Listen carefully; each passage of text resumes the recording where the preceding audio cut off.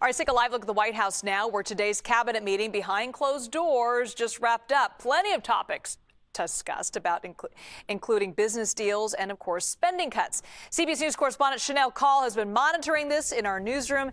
And Shanelle, what can you tell us about some of the highlights from this meeting so far?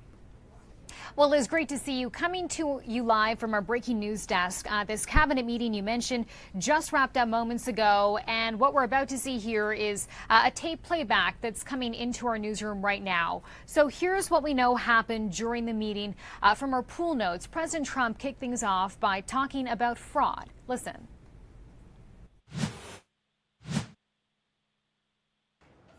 Having to do with cutting.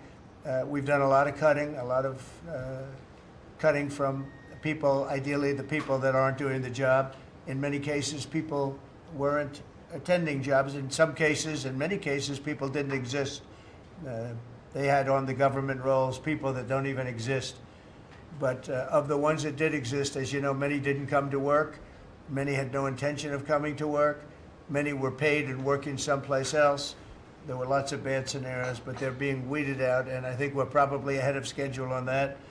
And to me, something that was just terrible is the contracts that we're finding, the fraudulent contracts that we're finding, where millions and millions of dollars and even billions of dollars in some cases were given out. And I think we'll start with that. I'd like to start with Doug Burgum, Secretary of the Interior. He told us about a couple of contracts that we have now found. When he got there, they saw this with Chris and everybody, and they couldn't believe it. Doug, could you just relate what you told us a little while ago? No, happy to, Mr. President.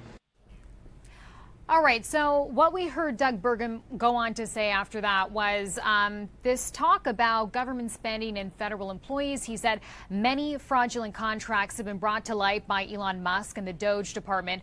The tech billionaire, we should mention, was also present for this meeting. He was seated right at the table, Liz, even though he is not a member of cabinet.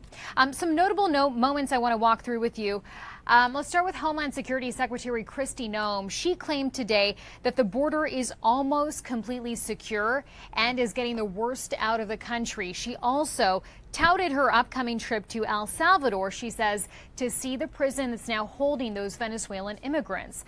She said the Coast Guard has broken records in illegal drug interceptions as well. On the topic of Greenland, we've been talking about this all day today.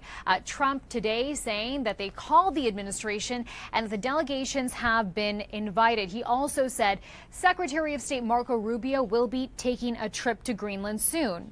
Speaking of Marco Rubio, he was there at the table for a long time. He was taking notes, but he wasn't given a chance to speak until close to the end of this meeting. Then when he was allowed to speak, he spoke about Ukraine. Liz, he praised the president, saying, quote, "You are the only leader in the planet who can bring the two sides together." But notably, he didn't offer any new details on a potential deal.